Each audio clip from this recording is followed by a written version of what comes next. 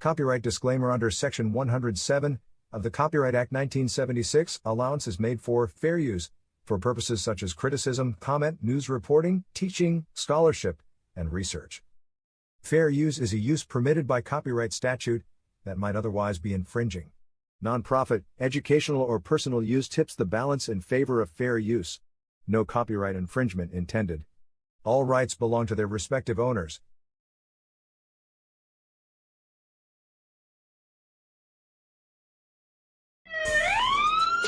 This is War Cry. We're on the wall crying out for our children, our communities, our schools, our churches, our families. This is War Cry. Welcome to our reality. Gun violence, Chicago, Philly, Detroit, New York, Atlanta, just to name a few. Our black children are dying day by day. This is War Cry. Police brutality. Hands up! Don't move. I can't breathe. Hashtag Black Lives Matter. Hashtag All Lives Matter to Christ. This is War Cry. Drugs, rape, mass shootings, school violence. This is War Cry. Galvanizing people to pray for our children and to take action. Let's march on Washington. We want prayer back in school. This is War Cry. Cameras, memorials in every corner in our neighborhood. Who died this weekend? Oh no, not Miss Martha's grandson. This is War Cry. He was only 16. His brother died last year. He was only 13. This is War Cry. We the people. We're the elected officials. This is War Cry. We need the church. Where's the church? Only on Sundays. Get to the streets, church. We need you out there. This is War Cry. Girl, be gone. Boy, be gone. Mothers crying. Fathers being locked up. Welcome to our reality. Identity crisis. This is War Cry. Oh, they're trying to remove our history off the textbook. Oh, critical race theory? It makes them feel bad. It's our reality. Fake reality shows. We want the real truth. Stay woke. This is War Cry. HBCUs under attack. This is War Cry. Equal pay for what we do. We want a reparation. This is War Cry. Ashes to ashes, dust to dust. Wait a minute. Is that somebody else they're burying that looks like us? Only 12. This is War Cry. Oh, let us come together and pray for our young people, pray for our communities, pray for our schools, pray for our churches, pray that the government gives us what we need, a fair opportunity. This is War Cry, home of the brave, land of the free. Who's free? Our men are locked up. This is War Cry. Hashtag mothers against gang violence. Hashtag fathers who love their sons. Hashtag what would Jesus do? This is War Cry. I know who goes before me. I know who stays behind. The God of Israel's army is always by my side. This is War Cry, and welcome family into another episode of War Cry. We appreciate you joining us, family. Hit someone up. Subscribe to our channel. Let us know that you appreciate us going into the deep of discussing the things that affect us as a people. This is War Cry. This is War Cry. Do you love your community? Do you love your children? Do you love your church? Do you love your government? Do you love your family? It's time for us to speak up against the injustices that we see. We've got to hold our elected officials responsible for the violence and the drugs in our neighborhoods. Have you lived in a neighborhood where the street lights are broken and they need to be repaired? Do you live in a neighborhood where the senior citizens feel safe? Do you live in a neighborhood or do you live in a hood? This is War Cry. Subscribe to us. Hit us up on our Gmail, warcry.children@gmail.com. Submit the names of children over so we can pray for them. Go in front of your schools and pray for them. Be a part of the solution, not a part of the problem. Listen, doesn't get you anywhere. This is War Cry. This is War Cry. Come on, let's bring the host in. Oh, we're not Oprah. We're not the 2020. We're not the housewives of LA, but we are the voice of the people. This is War Cry. And we're glad that you decided to join us today. I am very excited about this show, broadcast War Cry today, because I got two people on here that are just as radical as I am. Now, you know that I am radical. I love my people. I fight for my people. And I fight for any injustices that I see among poor and oppressed people, people who've been marginalized, people who don't have a voice. Yeah, the haves versus the have-nots. When is somebody going to reach in and help pull some of us up? This is War Cry. This is War Cry. We're not politically corrected, but we're Christ-directed. This is War Cry. And we're so excited today. We're going to do a video. Please, engineer, please put our first video on before I introduce our first guest. The first video. And I am excited. I'm State Representative Bruce Antone. And as a state representative, I am the people's representative in Tallahassee. So not only do I represent the 180,000 folks that live in the district I represent, but I represent everybody across the state of Florida. So you have to get involved. You have to call your elected officials for this. City council person, county commission, state representative, state senator, U.S. congresswoman, U.S. senator, and you have to communicate what are the issues that are negatively impacting your community. Okay, is there too much crime? Is there too much traffic? Or is trash not being picked up? Are there too many planes flying too low over your community? Is there too much trash on the street? You have to get involved so that you can make sure that your community is not left behind. We are the change that we've been waiting for. Yes, I want to introduce you to Florida State Representative Bruce Antone. Representative Antone, please come on and tell us something about yourself. I just wanted basically to do the introductory video.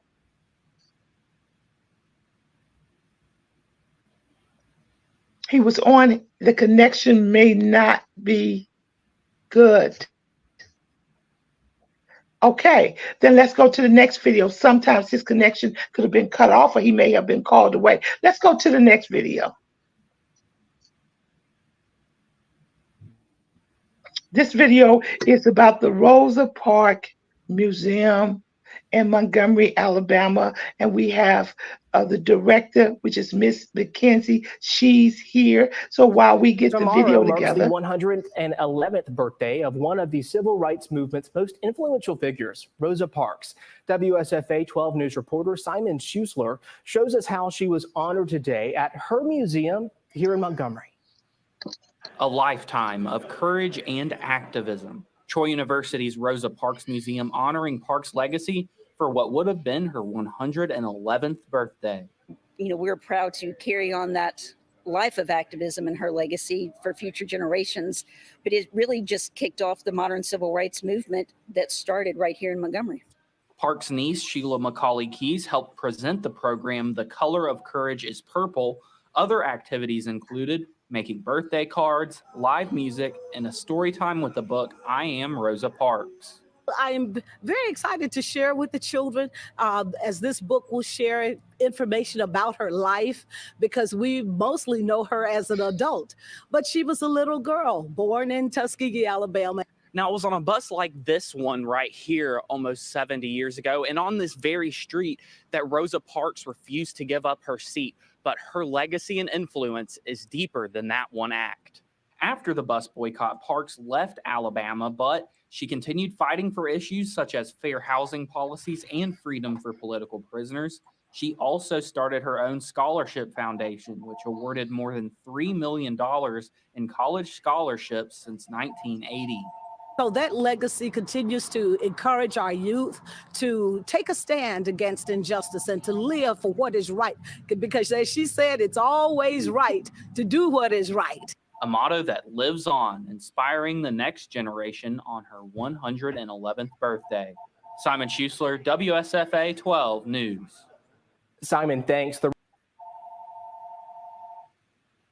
Miss McKenzie, come in, unmute, and introduce yourself and what you do at the museum, and then we'll go back to the state senator. Welcome to War Cry.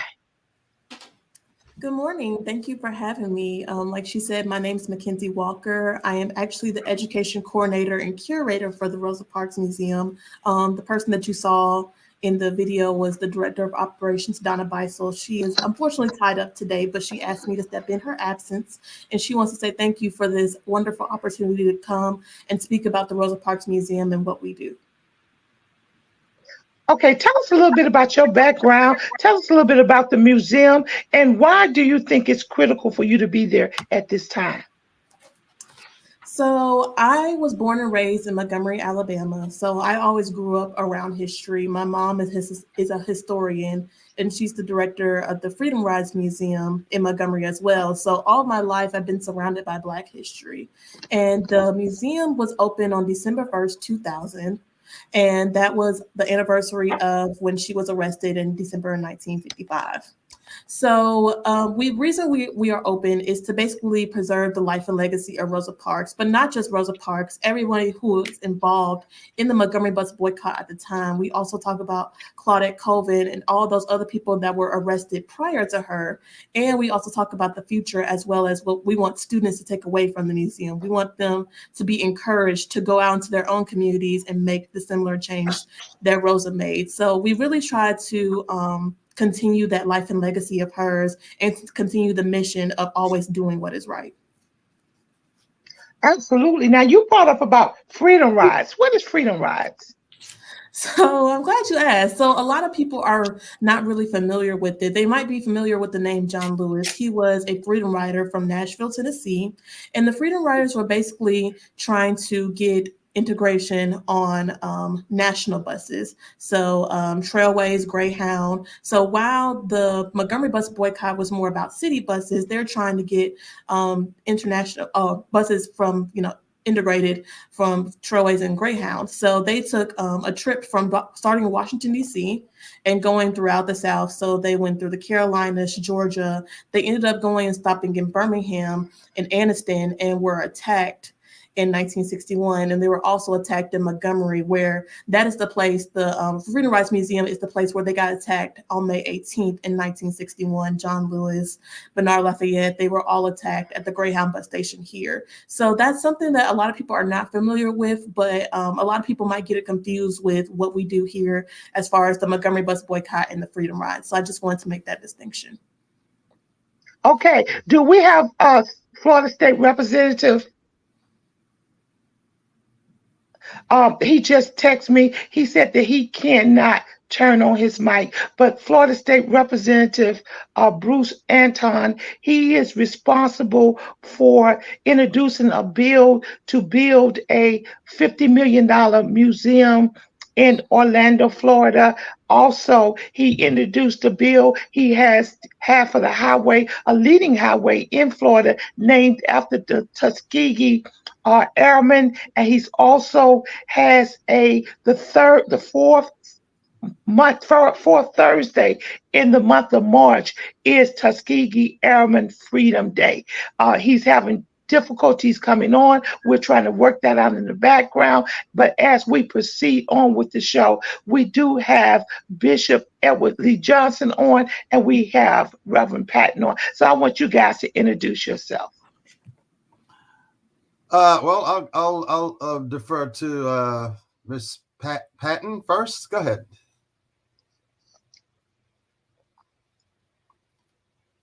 Miss Patton, your mic is muted. There okay. All right. Good morning. I'm happy to be here. Had a little problem getting it on, but God be the glory. I'm here. Just to show you that I've been an educator for many, many years, and I had written my dissertation on the African American for the New York State Algebra Common One Regents examination, where we examined how our children were responding to the Algebra 1 Common Core Regents examination. The findings were not surprising, but it's been very difficult. And that finding that we have found during that time is that our children was not producing because the level of how they were introducing the algebra had changed, and the children were not able to grasp it. So that has been like an ongoing conversation in the educational community. And then with COVID hit, and the children were not properly educated, which has always been my situation that I have been always concerned about, because when the children are not properly educated, they cannot properly succeed. And that has to do with everything, not only education, Rosa Parks Museum, the Black History Museum, all these things encompass our children and open their minds for them to be educated, for them to understand not what they need to do academically, but who they were in the world and who they are in America. Okay, Dr. Johnson. Good morning. I'm Edward Johnson. I'm a pastor. I'm a father. I'm a husband. I'm an author. I'm an activist. I currently work in a historic town here in the greater Charleston, South Carolina area that was founded literally 2 years after the Civil War by freedmen who left the city of Charleston and traveled about 20 miles north on the South Carolina Railroad and purchased about 500 acres of land and established this little town. It's currently called Lincolnville because they named it after Lincoln, because he was instrumental in helping to free the slaves through the Emancipation Proclamation. And I didn't know when I came here 40 years ago that the Holy Spirit was preparing me to do the kind of activism that I'm currently doing. But I'm writing my 27th book as we speak. I just released one of my latest books, is titled The Autopsy of Slavery and the Bible. And I was the first author that did a scholarly presentation here in Charleston. For those of you who may not know, we just opened a $100 million International African American Museum here back in June of last year. And I did a presentation there in October from my book. And in this book, I'm addressing much of the information that was purposely left out of the history books as it relates to the history of the country overall, and particularly the history of slavery. As a nation who claim to have been founded on Christian principles, we have never lived out the gospel of Jesus Christ in this country as a nation. And because we've had so much of a struggle with the racial divide that was centered around chattel slavery, that is what is today creating the biggest problem for the country, because there's no way we can move forward on the information that we've learned historically. And so I addressed that in the book. And just briefly, in the book, chapter 1, I talk about slavery in the Old Testament and slavery in the New Testament. And chapter 3, I talk about the trauma that's still on the culture today, both black and white. We often think of black people being traumatized by slavery, and they are, but white folks are equally traumatized. They just have a different type of trauma. And all of this inhibits our ability to relate to each other properly. And then in chapter 3, I talk about chapter 4, rather, I talk about chattel slavery. Now, chattel slavery does not exist in the Bible, period. But I can tell you 90% of all of the scholars in America, maybe 98 to 99%, they never distinguish the difference in their writings. In fact, you can have a PhD and still do not understand this information. And you might say, well, Johnson, what makes you so different? I'm a prophet. I'm not a scholar. The Holy Spirit took me on a journey a half century ago to teach me this information. And I don't want to overtalk my time here, but I'm trying to set it up here. But no, go ahead. No, it's important. And that's probably one of the reasons why Representative Bruce Anton can't come on, because it's important that he connect with you and he can connect with you, McKenzie. He's trying to bring a museum, a Black museum, into Florida. And it's one already been brought in last year with you, Bishop Johnson. So it's important that I give you his information and you guys connect, because in that museum, Dr. Johnson, you need to have your book. Yes. McKenzie, in your travels, in the museums where you are, Dr. Johnson's book needs to be incorporated. And you may be saying, why? Because guess what?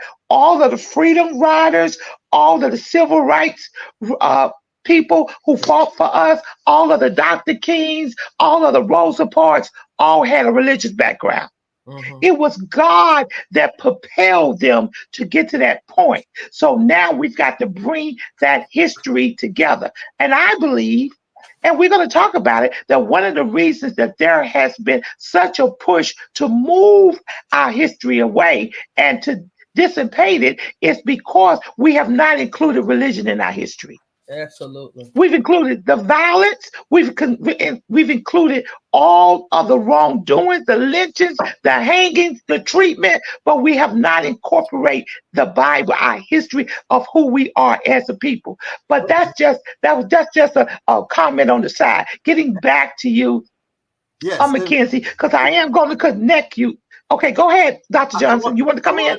I wanted to mention the fact that you said that, which is perfect, because what most Black people in this country do not know is who those people were that came over here on those slave ships. That information was stripped from us. We don't know our history. You ask the average Black person in America where they're from, they're going to say Africa. Africa has 54 countries. We don't have a clue where we came from because this information was taken away from us and we don't know it. They don't teach it in college. And as you said about the spiritual side of it, we don't know our spiritual history. We don't know the spiritual side. Yeah, we bring a whole lot of other stuff here, in our culture, but we don't know who we are. I tell you who we are in this book right here. So I am going to connect you, McKenzie, and you, Dr. Johnson, because the enemy is not going to get the victory. We've got to be connected. You can give him some help, McKenzie, in Florida for this museum. Dr. Johnson, you can work with him. So it's going to get done. It's going to get done because that's what War Cry is all about. It's connecting people, learning our history, and moving to another level in our being. So, McKenzie, I want to get back to you. I was so elated. First of all, when I thought about Rosa Parks, I thought about Detroit. And I was a little confused because I said, she has a museum in Detroit. I thought a museum was in Montgomery, Alabama. So just help me understand that better, McKenzie. Yeah, so the bus that she rode on that day that she was arrested, it's currently in the Ford Museum in Detroit. I think a lot of people, when they come here, we have a exhibit in our museum that shows the virtual reenactment of the day she was arrested. And it's a bus similar to it. And a lot of people ask, is that the bus? And we say no. It's very, very similar. If you look at it and look at the bus that she was arrested on back in that time, they're very similar, but it's not the exact bus. So a lot of people will go to Detroit and see the Ford Museum as well as where she resided before she passed. There is some information in the city of Detroit about her. But as far as a museum, we're pretty much the only museum that really kind of highlights her as an individual. There are other museums that highlight her here and there, but we really talk about the beginning of her life until the end of her life. And then also in Detroit, her family still currently resides, as you heard a little bit about her niece Sheila. They try to go around the country, not just in Detroit, but around the country, and talk about her aunt. And she wrote a book. It's called My Auntie Rosa. And it basically, she got all of her Rosa Parks would ask each of her nieces and nephews a question, or they would ask her a question. And she would go back into that time period and talk about her experiences, whether it was with their dad, Sylvester, whether it was with her grandfather, whether it was with her mother. So there's a lot of information that I think a lot of people don't know as far as Rosa Parks besides the arrest. And she was really involved in the community. I mean, she started the youth chapter of the NAACP in Montgomery because she saw that there was a need for these young people to get involved after Claudette Colvin's arrest. And Claudette Colvin was actually in her NAACP youth group. So she saw that there was a need. She saw the power in the voice of the youth. And so she, wanted to use that. And even after she lost her job, she was still, very involved in the community, very involved in NAACP. And a lot of people will ask, well, was it planted? Was she planned? And the answer is no. Simply because it was December. She had worked a long day at work and she was just tired and she didn't want to move. I mean, I can think of a time where, I've been so tired that I didn't want to get up and move. I was just so tired. So it was one of those situations where I think a lot of people kind of thought that all this was planned, but she was just really just tired of being tired. So I think that's something that people really need to understand when talking about Rosa Parks.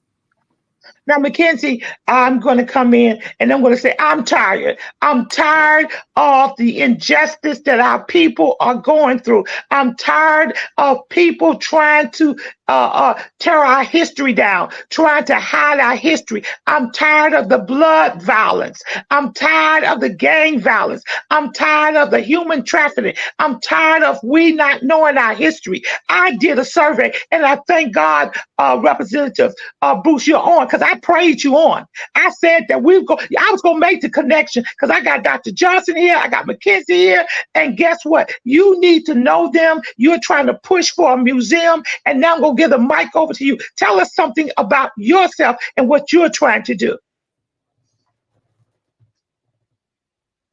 You're mute. I'm mute.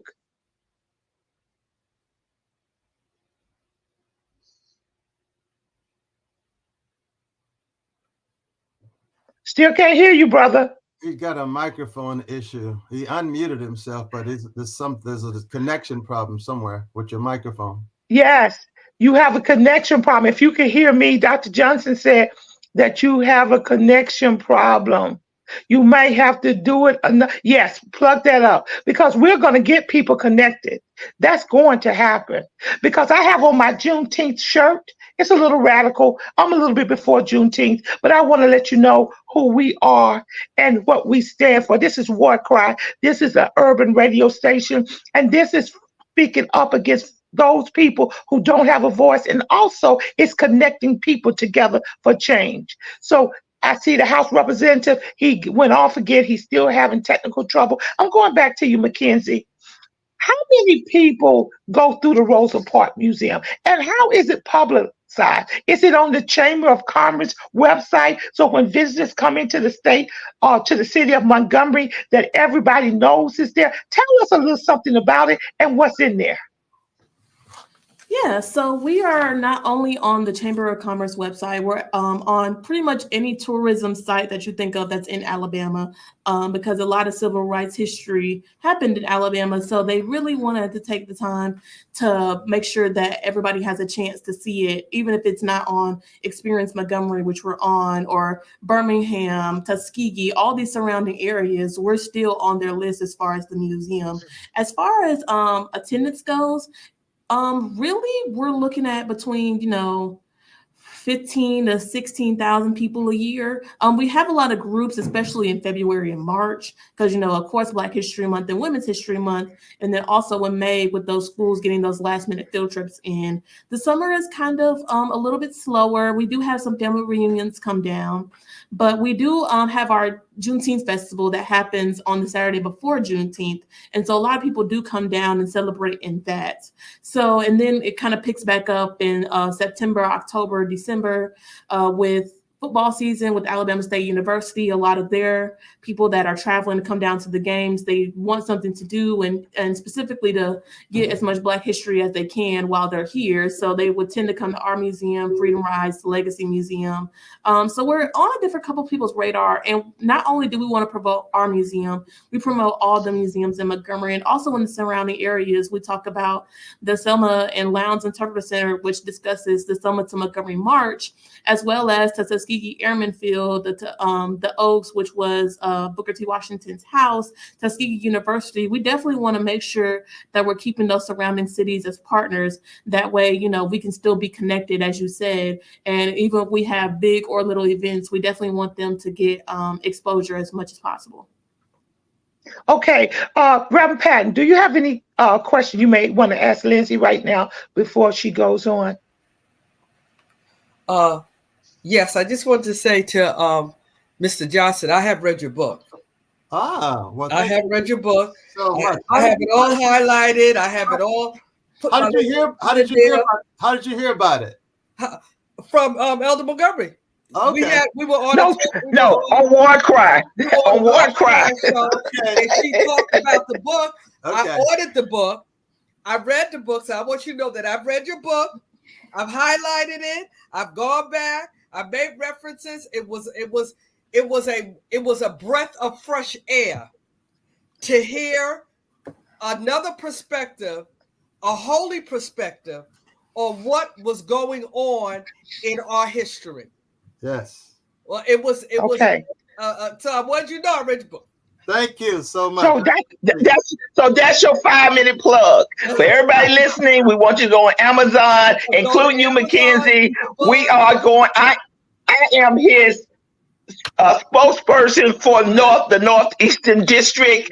As if we can sell 2 million books, I get a 10%. So let's go, War Cry, and it goes to helping the urban community. It goes to scholarships for our children. That's what it goes to. Not one of our funds go in our pocket. It goes to pick up and spread the news of War Cry. Now, he can never, the book is, even though it's at a minimum cost, you can never he can never pay you for the research he put in there. But that's enough plug for you. Do you have a question for McKenzie? You have a question for McKenzie? Yes.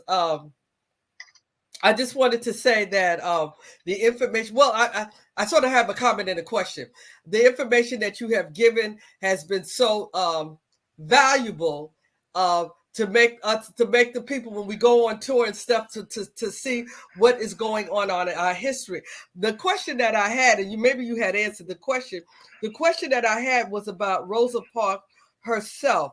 Did she do any particular writing for, like a memoir? Did she do a memoir herself? Now, I know her family was involved, but did she actually do a memoir of her experience? So Quiet Storm is one of her memoirs. It was an autobiography. Okay. And even though she wrote it, but she was kind of telling the person the information, they wrote it. I don't believe it's published anymore. We don't sell it, but I don't believe it's published anymore. Okay. That's the closest as far as any type of writing that she's done. She didn't really do any journaling, really. She had a really good memory. So all of the things as far as books and research that people have done, it's pretty much her just telling her story and telling it over and over again without missing a beat. And that's the same thing with a lot of the elders. They have good memories as far as what they've been through, what they've experienced. Same thing with Fred Gray. He's written a couple of memoirs and he goes on to speak. I believe he's 92 or 93, and he's still as sharp as he was back then. So a lot of these people, they're really going off of telling other people their stories. And so she didn't really do much journaling because she just always was telling her story, whether it was around the country, around the world.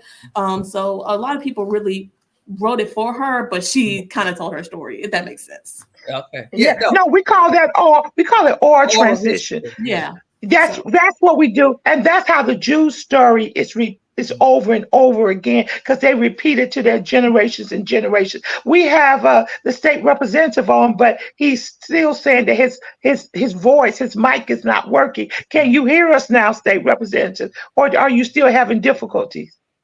You still having difficulty? Well, I'm going to give you the phone numbers you need anyway. Just listen. We're going to have it fixed and you're going to be back on because you are just as radical as we are. This is War Cry. We want you to subscribe. We want you to share. You know what? You're not going to find another station like this, another podcast, because guess what? We're for the people, by the people, and we stand with the people. This is War Cry. Now, do you have any questions that you might want to ask State Representative Dr. Johnson? Not State Representative, I mean McKenzie, Dr. Johnson? I was very, sorry. Not, I was not very in particular. I'm very familiar with Rosa Parks, but I haven't done a lot of deep diving into just her life per se. But I'm happy to hear that, you know, she's being on display, you know, because this history must get out. I did hear some time ago that they were saying that you know, it wasn't Rosa Parks who was actually having the issue on the bus, that she was planted there because she was already actively involved in the civil rights movement. So, you know, you hear a lot of stuff, but it's really, to me, it's irrelevant because it doesn't change the fact that Black people was going through the kind of horrific issue they were going through, driven by white Christians, by the way. I know. And that's really the issue. So thank you. Now, please mute your phone if you're not speaking. Now, I have Representative Bruce on there. You can hear it, right? You can hear.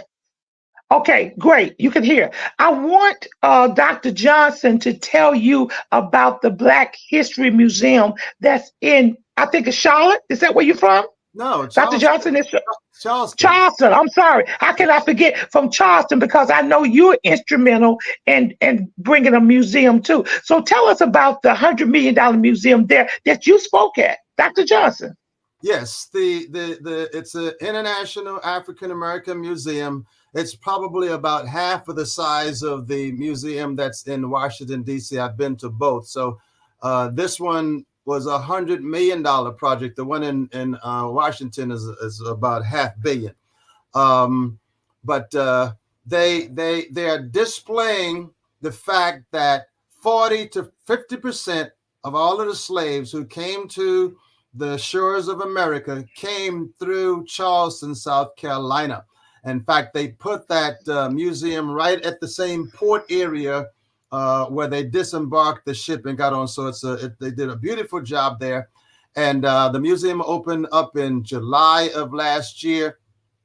And I had several pre-trips into the museum prior to it opening. And we're talking about the Bible, and of course, about my book. The first thing I was looking for when I got in the museum, I was looking for a Bible. The one in Charleston, the one in DC has several, but this one at that point did not have a Bible in it, and it speaks to just how much we are not aware of who we were. Those people that came across on those slave ships, they wiped that information away from us, and we're still struggling to get it back now. But the museum is an excellent place to get started in trying to learn some of the history. But until we understand the biblical side of this, it's never going to really make total sense to us what happened. And I give you the full story in this book because I've studied this information for at least 40 years now. And they don't teach you this stuff. They don't teach you this stuff in school. I have a younger brother with a PhD, and he doesn't know this information. I had to teach it to him. Now, I want to tell you, Representative Bruce, is that we're going to do a three-way call. You're gonna hear the voice of Dr. Johnson and hear the voice of McKenzie, because I want to make sure people are connected together. We know that you're facing some struggles. You're getting some playback from some of your counterparts about even the placement of the Black History Museum in Florida. They want you to put it in the city of St. Augustine, and you want to keep it in Orlando because of the foot travel that go there. So I am going to connect you with these two people. So don't fear. We're going to connect. We're going to connect. We're going to connect. Now, let's go back to you, McKenzie. Why do you think, first of all, where do you get your funding from? And what support do you get from the Black churches, McKenzie? So we are owned and operated by Troy University. Where we are is Troy University, Montgomery. The main campus is in Troy, Alabama, which is about 40 miles south from Montgomery. So we are a public institution, and a lot of our funding does come from grants as well as private donors. A lot of the grants that we do, they're pretty much, we're trying to get the museum upgraded. It will be 25 years since we open next year. And while we have upgraded the technology, the exhibits need a huge upgrading as far as upgrading the information, updating the information, as well as in making it more sensory friendly and kid friendly in our museum. And what was the second question you asked? I'm sorry. And why do you feel the need for an institution like this, to the Rosa Parks Museum, to be upgraded? And also, do you feel the pressure on people trying to want to close our history down? So the old saying goes, if you don't know your history, you're doomed to repeat it. So if we don't know our history, we're doomed to repeat it, or we're doomed to go back into those enslavement days, as far as enslavement in the mind, enslavement in financial crisis, enslavement in all types of aspects. And so I think it's important because, especially for young people like me that want to get involved and to keep it going, because these people that have started, they're either, gone on somewhere, or they're, retiring, and they don't have the energy anymore. They're getting into their 70s and 80s, and it's time for them to pass on the torch. So it's important for people like me that are young, that have the energy, that want to educate the children, that want to educate the people in Alabama, who want to educate the people around the country and around the world, not only about Rosa Parks, but Black history, period. There's a lot of history that goes on even past the Montgomery Bus Boycott. One of the things that we discuss in the museum is that even though on the bus you could sit wherever you wanted, the bus stop was still segregated. So you still had to wait. Oh, wait, hold it. Let's go to that. When we fought and got the right to sit on the bus, right, we could sit anywhere we wanted to sit.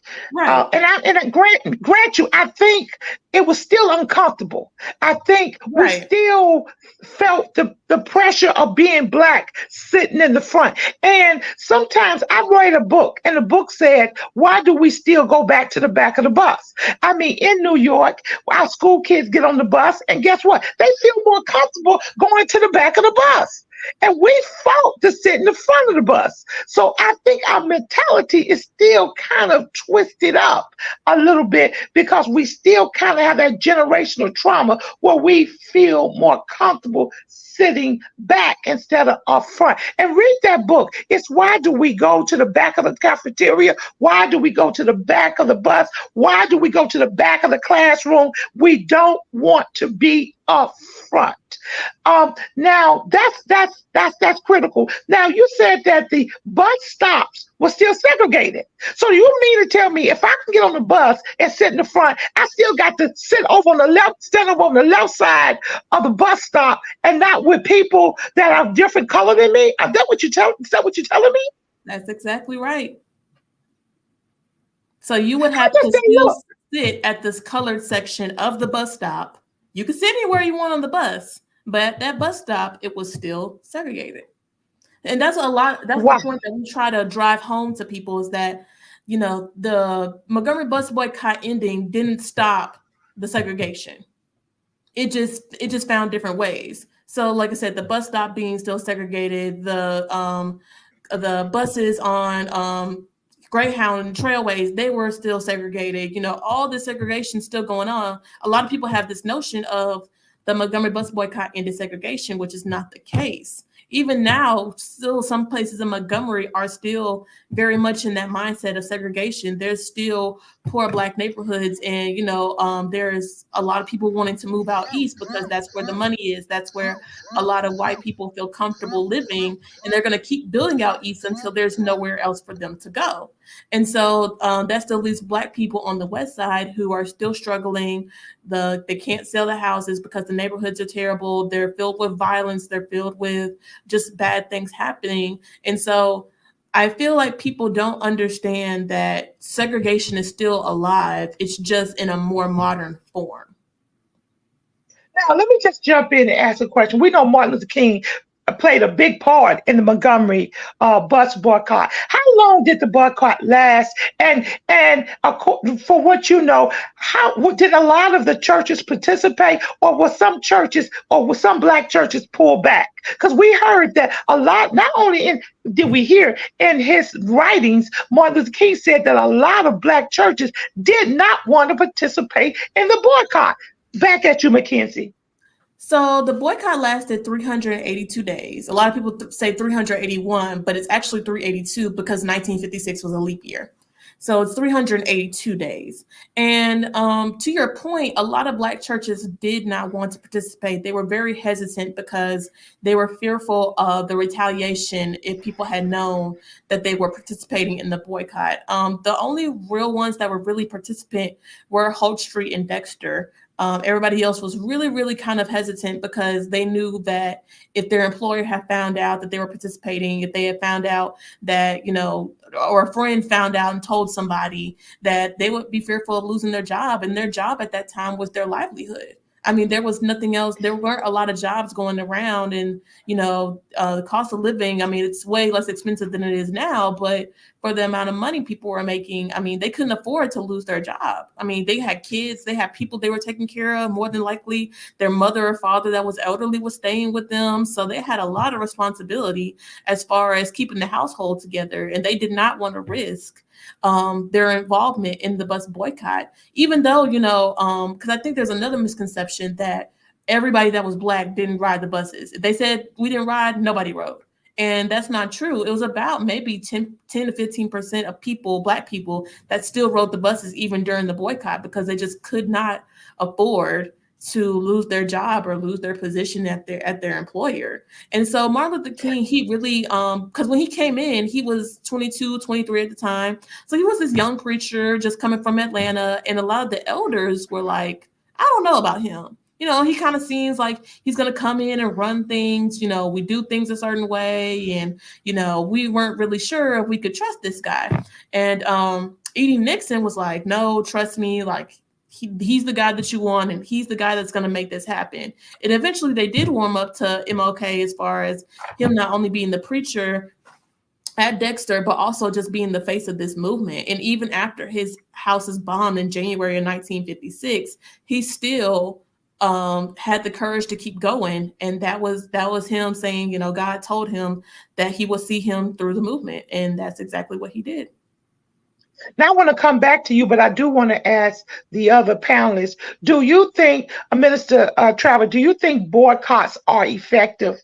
We look at what change would happen when we had marches and boycotts, but do you think that's an effective way for us to resolve things or bring attention to things in 2024, Minister Travis?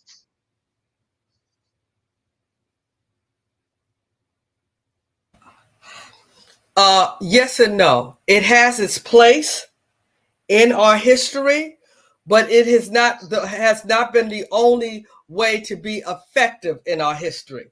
I think that we need to use our economical power. We have power economically that we need to use. We spend billions and billions of dollars in this country from hair care to shoes to clothes to everything. We support these institutions. So boycott is one step, but we also need to use our economical power to get what we want from this country, because we spend billions of dollars on things that we don't even realize how much money we spend on clothes and designer things and blah, blah, blah, blah, blah. We need to use that economical power to let them know who we are. Okay, Dr. Johnson, do you think, based on what we know about our past and where we are now in 2024, that boycotting is an effective way for us to go to bring change? Personally, I think that we're in a whole different world from where we were 40 to 50 years ago, when Black people were more segregated off into community to themselves. They were willing to fight for issues that was more germane to them.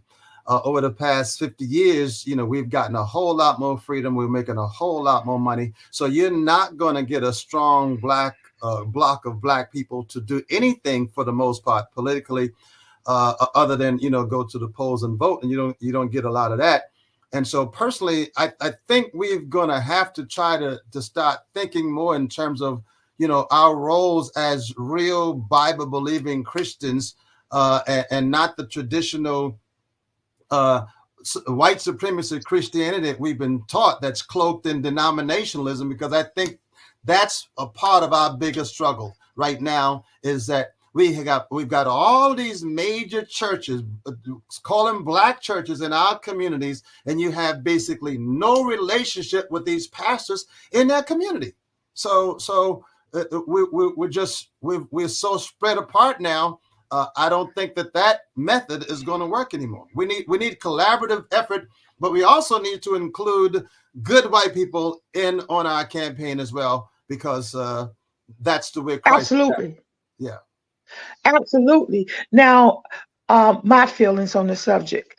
I think boycotts, marches, protests are a way to get the world's attention. I looked at what happened with George Floyd.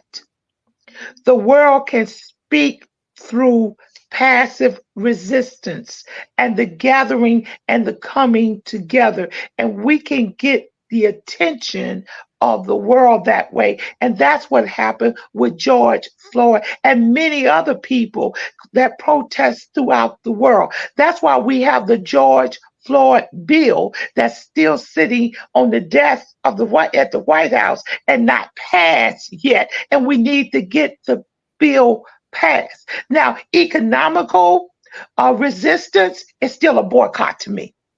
It's still a boycott. If we don't even know who's sitting on the boards of the products that we buy, we don't even examine the cast of the boards to see if they have the same agreements that we, or the same value systems that we have. We don't even know if they support our Black institutions, our Black colleges. We don't know if they give to our Black organizations. We never examine that. We just buy. We just buy. We just buy. Just as Christians, we don't know if some people sitting on these boards are atheists and Satanisms. And we don't know, because as a people, we just buy. And I think we really need to know who's sitting at the top of these things that we support. Do we have anybody sitting on the boards of Pepsi Cola, on the boards of McDonald's? Do we have people that represent us sitting up there? And we don't care because we just buy. McKenzie, back at you. What do you think? So I think boycotts are a good strategy point as far as getting people's attention. I think the way the young people are trying to boycott now when it comes to Israel and Palestine, they're not having any structure behind it. They're just kind of acting off impulse. They're angry, they're upset, and they have a right to, but they're getting the people's attention for 5 seconds and it's on to the next news story. I mean, people are walking out of graduations, people are doing things as far as, protesting on their college campuses, but it's not really keeping anybody's attention. It's not really a whole bunch of, CNN, MSNBC, they might do a news story about it, but it's not constant coverage of these young people are doing this, these young people are doing that. And so I think a lot of things one of the things I think people need to understand is that boycotting, there's a structure behind it. There's a way to do it as far as how it's going to be effective. Because after they saw in the Montgomery Bus Boycott that after a day that, okay, we think that this could work. And so they voted, hey, do we want to keep it a day or do we want to keep going? And the people of the community decided, we're going to keep going until there is actual change, paper in hand, change done. And so I think the young people today are just looking for that instant gratification and not thinking of the long-term effects of, okay, are you going to keep going because it's trendy, or are you going to keep going even when you're not trending, even when you're, getting only 10 and 15 views? Are you still going to keep, how passionate do you feel about this topic?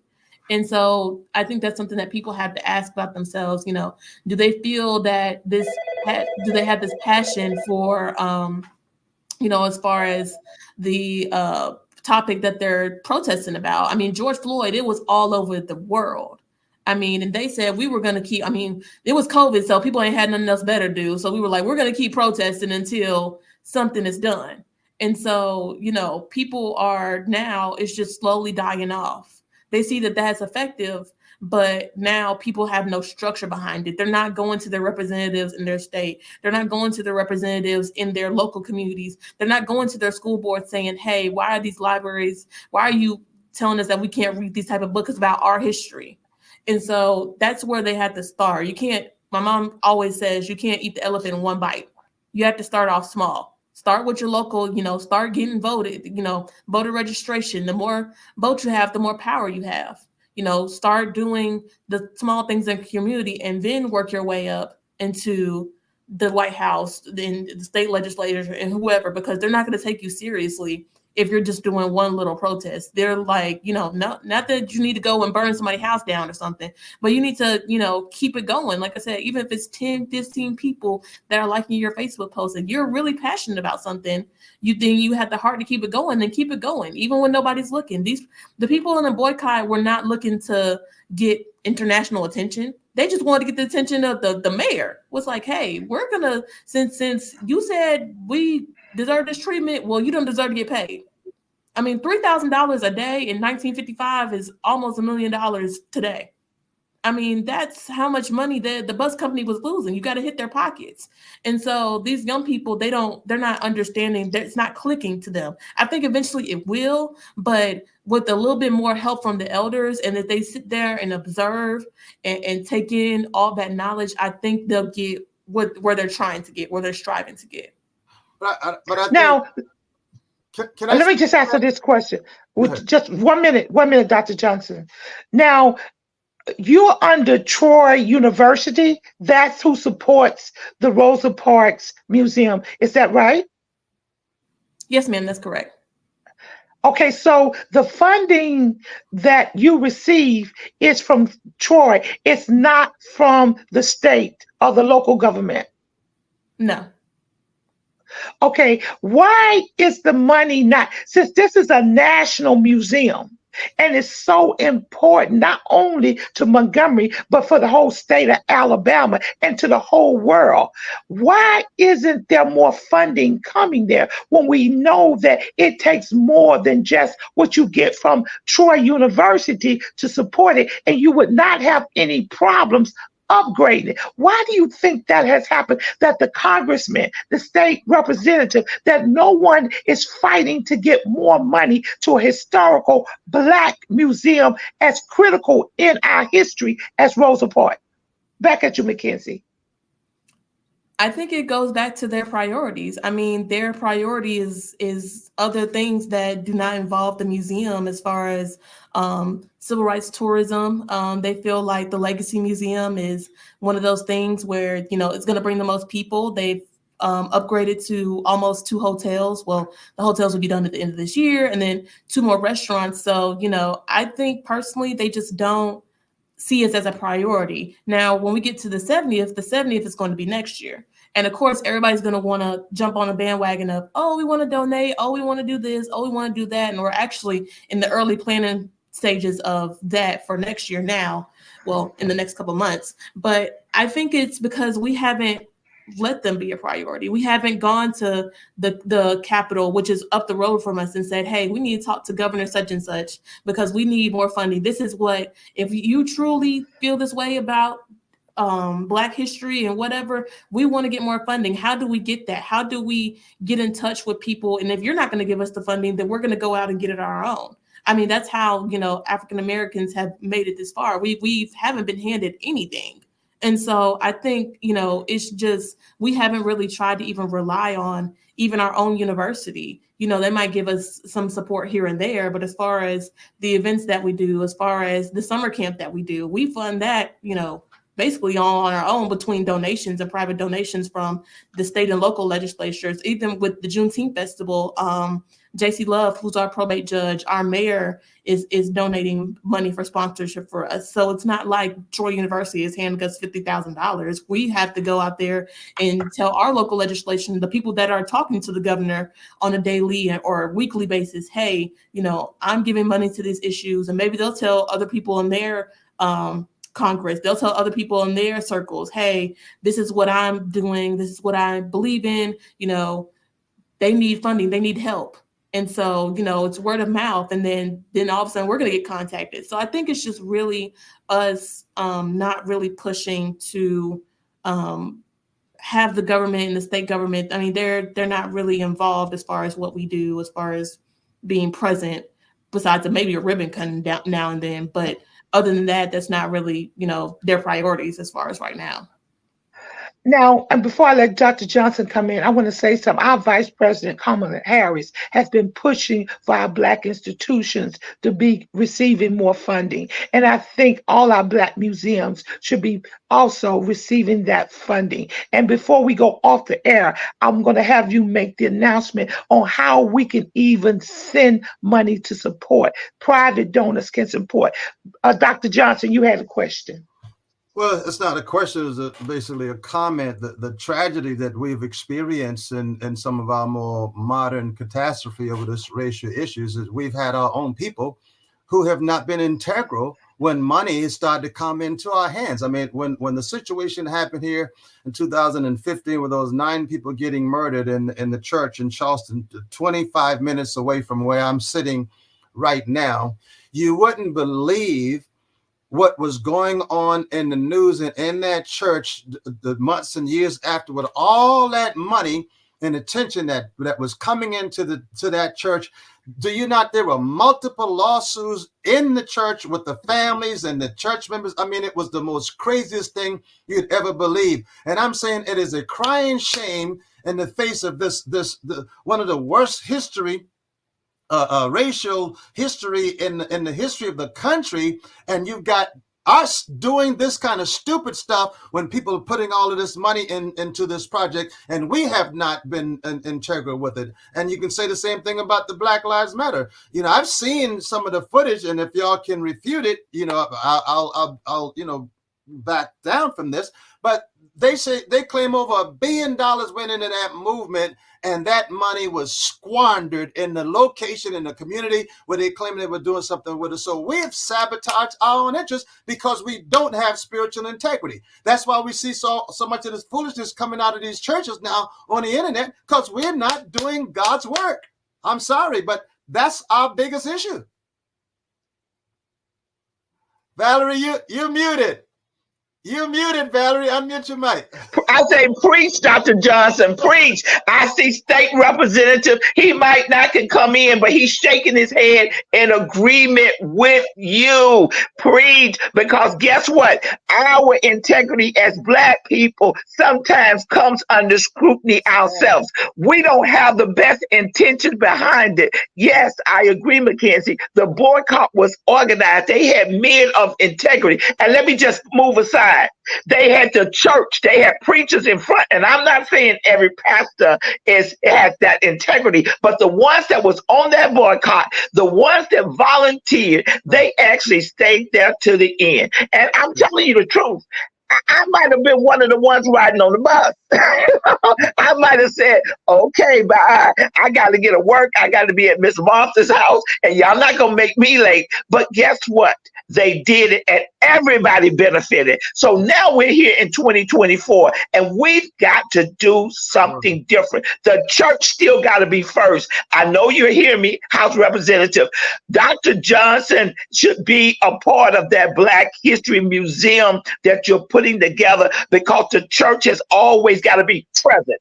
Dr. Johnson's book should be in Rosa Parks, because the church always got to be present, because we got to know who we are first. See, it is God who brought us this far, and we want to just move it aside. The march was good, but God was in front of the march. The Kairos moment took place, and we was able to secure it. And I ain't preaching for Dr. Johnson. I'm just preaching the truth of the matter. And it wasn't about our Blackness. We got Blackness tied into this. It's got to be about our spiritual foundation. That's what got us free. It was the spiritual side of us. That's it. And let me say something else. It should be a museum for Till. Emmett Till should have a museum. His mother exposed him to the brutality of what people did to us. And I salute her today. I salute her today to have her son laid out so America could see the ugliness of what we did. Not we, but what was done unto him, an atrocity that was done to her son. So it's the exposure. It's brave people like yourself, McKenzie, young, that's going to lead the next generation. Period. Now let us know how we can help. Let's put it out there. How can you give your 5, your 10, your 100? We got a lot of Black millionaires, McKenzie. I just want to let you know. Oprah could give money. Jay-Z, do you want me to call him out? Could give money. You want me to call him out? Michael J. could give money. All these rich basketball players, football players, tennis. You know, I don't want to go that way with him because he didn't know what he was, but he could give money. Tiger Woods. He could give money. We can support our own self. We are the answer to our own problems, not white people. White people have stood beside us. It was many white freedom fighters that died. True. Period. So we've got to understand that. McKenzie, back at you. Tell us how we can support. Tell us, let me ask you a question. If I walked into the Rosa Parks Museum right now today, what's the first thing I would see, McKenzie? So you will walk in and there's a bust of Rosa Parks, her sitting in what looks like the seat that she was sitting in when she was arrested. And so a lot of people like to take a picture with her sitting next to her as if they were sitting next to her at that time. And so people are like, oh my God, that's so cool and things like that. And then you would go in, you would see our gift shop, which is full of books. It's full of neat souvenirs. A lot of the books that we sell aren't just about Rosa Parks. They're about Martin Luther King. They're about John Lewis. They're about Joanne Robinson, who was the president of the Women's Political Council, who basically got the flyers out to everybody. I mean, come on, 50,000 flyers in one night. I mean, that's crazy. In 1955, they had to work overtime to get that. I mean, you can get that in probably an hour somewhere now. But I mean, so we talk about those people. And well, let me step in. It shows the unity of Black people. Right. It showed how unified. It showed them working together collectively for one thing. Period. In their mind. When we work together in unity, we can accomplish more together. Period. And we don't need no Judas with us, because there was Judas in the camp. But Martin Luther King, actually, he came against those Judas. It was a Judas that turned him in. I won't call the name, but yes. But when we work together collectively, we can make things happen. Rosa Parks is a part of we know she was not the first person that had this issue with the bus. We know that.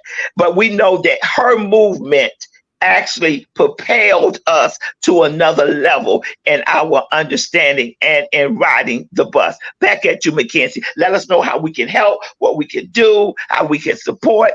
Back at you. So yeah, so you can go to our website. It's www.troy.edu/Rosa Parks. And you can go to our website and see basically what we do all year, information about our museum, information about Rosa Parks.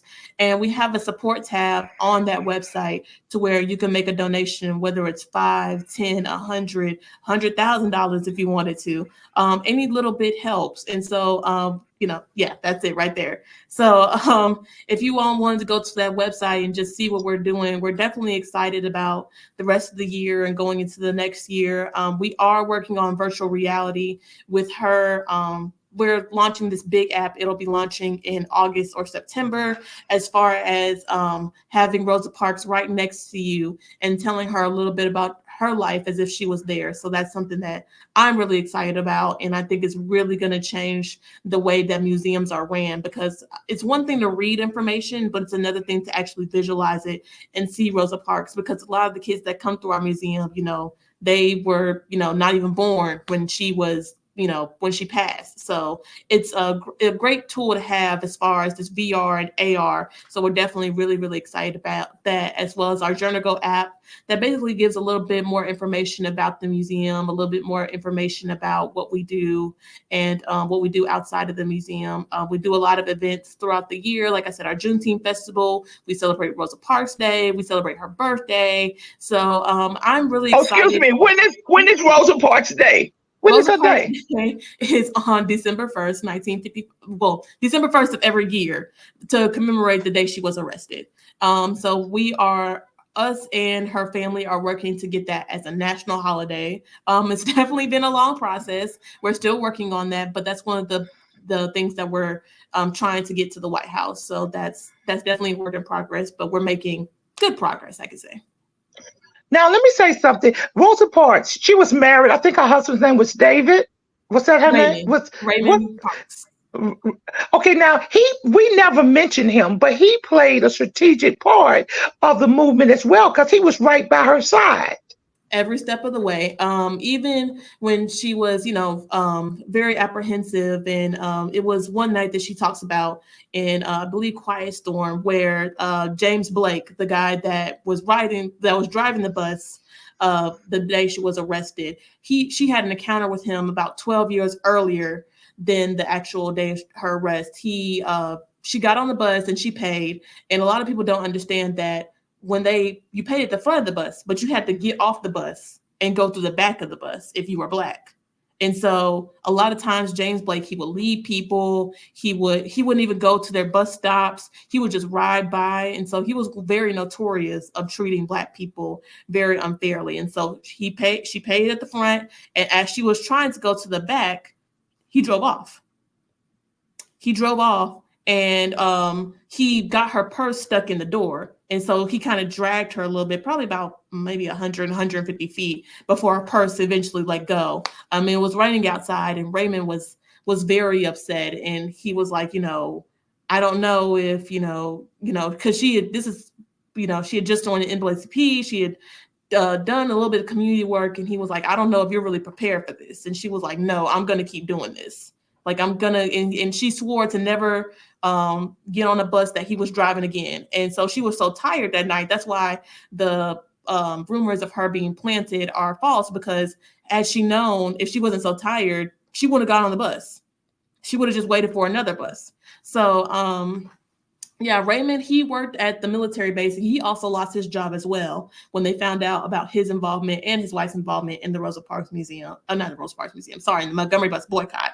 So he also lost his job as well as hers, but he played a very pivotal part. He was there every step of the way for her, and never lost hope. And he knew the power and courage that she had before she even knew it. So, now, did she have any children? She did not have any children. Her brother, Sylvester, had 12 kids. So she had plenty of nieces and nephews for the children that she did not have. It's not that she didn't want children. She just wasn't really, by the time she kind of met Raymond and realized the work that she wanted to do, she wasn't really trying to really be a mother. She really wanted to focus on her work. And like I said, she had a lot of nieces and nephews. So it wasn't really a big priority for them to start their own family.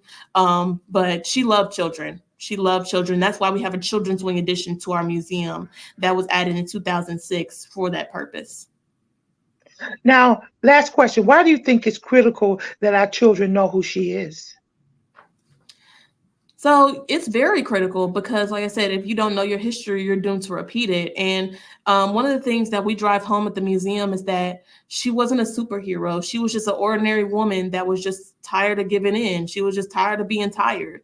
And so we try to tell children that you don't have to have these accolades. You don't have to have 10 degrees and all these things that society is telling you to have. If you want to make the change, all you have to do is go around to your local neighborhood. Even if you want to try to get a cleanup done in your neighborhood, go around and start a petition. All you need is a couple of hundred signatures, and you got a movement started. Or even if you're tired of the violence, if you want to try to make change in your schools, if you want to try to make change in your community centers, or if you want to try to make change in your own state, you start and you start connecting with people that are in those positions, like your city council, your school board, the people that your parents might work for. They might have some insight of how to help you.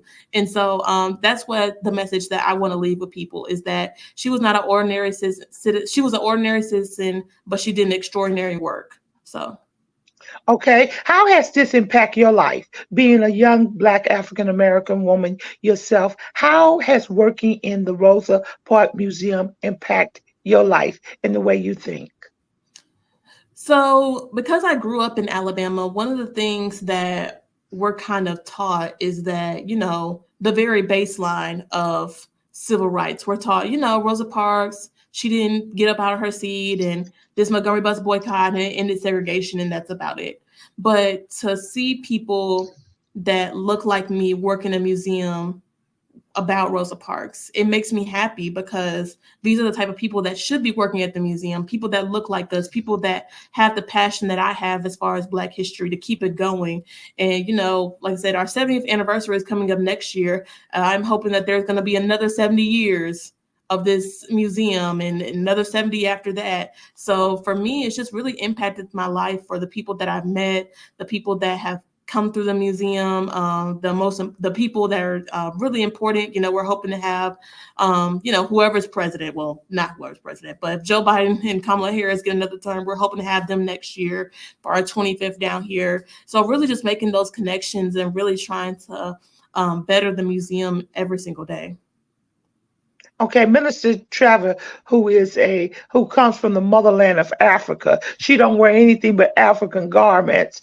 What are your comments, Minister Trevor, as we begin to close the show? What do you feel about what you've heard and the importance of keeping our legacy alive, Minister Trevor? Well, as I say, before you do that, I have to run. I have another meeting that I have to get to, but I really appreciate this opportunity. It was nice to meet all of you. Nice to meet all of you online who are on live. And like I said, www.troyuniversity.edu and Rosa Parks tab, and under support, we would love to have your support. My email as well as my director's email is on there. If you all loved it, hated it, wanted more information, just reach out to me and I'd be glad to connect with you all. No, we loved it. I'll call you later. Thank you. All right. Thank you, Mr. Trevor. Okay. What do you feel about it, Mr. Trevor, about what you've heard? As an educator, principal, assistant principal, assistant superintendent, I have seen all facets of education. And I always felt as being writing curriculum and reading curriculum over the years, I have always felt that curriculum had not been infused in the way that it was supposed to. Every school system here in New York City, I don't know about other parts of the country, we only talk about Black history for 30 days. And sometimes it's not even 30 days. And they do a little report and it's never dived into Martin Luther King, Malcolm, and the people that you know. Very few times are we dealt into the real issues about Black history, because you know why? It was not politically correct. You know why? We would get the union upset telling us we're a Black school and we're being, what's the problem? We had so much feedback, so much pushback on the things that we were supposed to do. We have to have these museums. It is not incorporated in the educational structure the way it's supposed to be. It's not only supposed to be 30 days, the 30 days, it's supposed to be infused in the curriculum. I read curriculum. It is not infused in the curriculum the way it should be. A lot of things. But I got to say something, Minister Trevor, let me come in. The schools are not the people that's supposed to be doing it. It's supposed to be the church. The church, and Dr. Johnson is going to say so. The church must play a part in the understanding of who we are. It's not the school. School can't do it alone. No, but let me say, no, you're absolutely right. You're absolutely right. But what I'm saying, the disturbing part to me, when you're asking me the question, the disturbing part to me is our children that are in the urban areas are not aware of this. Now, if you go into a Jewish community, their history is taught in their system. And why? Because the church is a part of the school system. The church has synagogue himself in the synagogue. I'm sorry. The synagogue has infused themselves in the school system. We have not done that. That's my point that I'm trying to make. It's a different type of learning in the Jewish community, and it's a different type of learning, especially in the urban community, which is completely wiped out of our history, of the church. The culture is completely wiped out. And it's a big difference. Now let me say something. teachers played a big part in the civil rights movement and Yes. the influence of on the students. But I don't see that happening today. Why? Absolutely, because that era of those people, you got to understand, are retired. They might have passed on. You understand? So that zeal and that understanding and that fire is not there. You have that young person that came on because she has a fire. You come in now and you see these teachers, their mindset, I can't explain to you, is totally different. Their mindset is, they don't, why? Because when they went to college, they didn't know anything about Black history. But black teachers must care about all kids, period. And the schools were segregated. But if you live in an urban community and you see that the children do not have any hope, any pride in who they are, if you see that, I see that. If you see that they don't have any hope and pride in who they are, and the teachers are not, because it's just a job. It's just okay, that's the critical thing.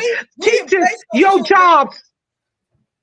Teachers, who all teachers that's listening, that's going to hear this program, your job is more than just a job. Yes. Your job is to care, just not for Black kids, but all children, period. So it cannot be just a job. No, that's the point. What is going on now with our children, with these teachers and administrators, is just a job. They're trying to hit the point, the benchmark of the Common Core. They're trying to hit the benchmark of the social studies. They're trying to hit the benchmark, and what they're doing is teaching out of the curriculum, but they're not teaching out of the love of the subject. That they will let the children open up their mind and delve into, what is this? What is this? Okay, Dr. Johnson, I'm going to bring you up. Why is our history such a problem to white folks? Dr. Johnson. Because white people know that they're living a lie. They have stolen our legacy and made it out to be theirs. And now that some of us are really, really coming back into this knowledge, they are trying to rewrite history. In fact, I'm scheduled to meet with a guy in about 30 minutes. He came here last week. This is a white guy, very accomplished dentist. He has dentists, 10 or 12 different locations of dentist schools around. And he's one of those white guys that are trying to deny the history of America. I was telling him, he has this book. He said he read it. He didn't read the book because I told him that America was not a Christian nation based on the Constitution. He said, what do you mean? I said, God, Jesus, nor Christ is mentioned one time in your Constitution. That's not a spiritual document. And he said, well, slavery wasn't a part of America founders. I said the 3/5 clause in the Constitution and the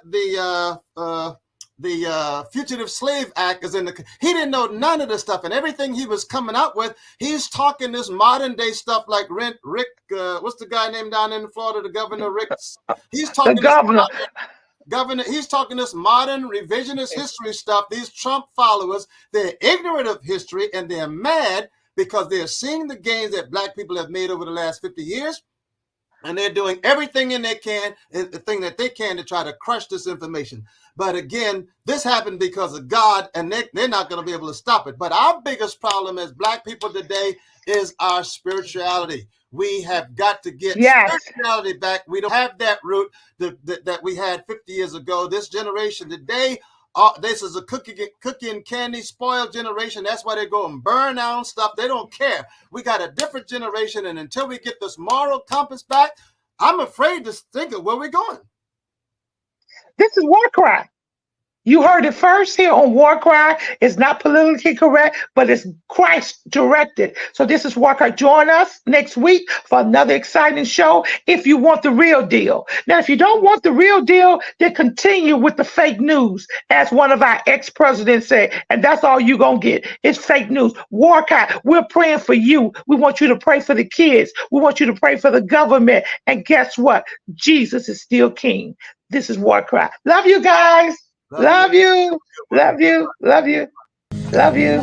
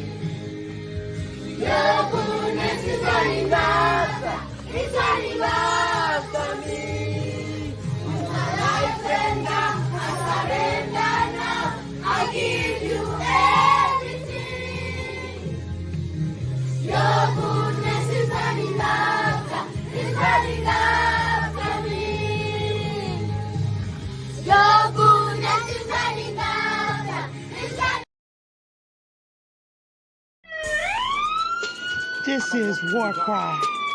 We're on the wall crying out for our children, our communities, our schools, our churches, our families. This is War Cry. Welcome to our reality. Gun violence, Chicago, Philly, Detroit, New York, Atlanta, just to name a few. Our black children are dying day by day. This is War Cry. Police brutality. Hands up! Don't move. I can't breathe. Hashtag Black Lives Matter. Hashtag All Lives Matter to Christ. This is War Cry. Drugs, rape, mass shootings, school violence. This is War Cry. Galvanizing people to pray for our children and to take action. Let's march on Washington. We want prayer back in you. This is War Cry. Candles, memorials in every corner in our neighborhood. Who died this weekend? Oh no, not Miss Martha's grandson. This is War Cry. He was only 16. His brother died last year. He was only 13. This is War Cry. We the people. We're the elected officials. This is War Cry. We need the church. Where's the church? Only on Sundays. Get to the streets, church. We need you out there. This is War Cry. Girl, be gone. Boy, be gone. Mothers crying. Fathers being locked up. Welcome to our reality. Identity crisis. This is War Cry. Oh, they're trying to remove our history off the textbook. Oh, critical race theory? It makes them feel bad. It's our reality. Fake reality shows. We want the real truth. Stay woke. This is War Cry. HBCUs under attack. This is War Cry. Equal pay for what we do. We want a reparation. This is War Cry. Ashes to ashes, dust to dust. Wait a minute. Is that somebody else they're burying that looks like us? Only 12. This is War Cry. Let us come together and pray for our young people, pray for our communities, pray for our schools, pray for our churches, pray that the government gives us what we need, a fair opportunity. This is War Cry, home of the brave, land of the free. Who's free? Our men are locked up. This is War Cry. Hashtag mothers against gang violence. Hashtag fathers who love their sons. Hashtag what would Jesus do? This is War Cry. I know who goes before me. I know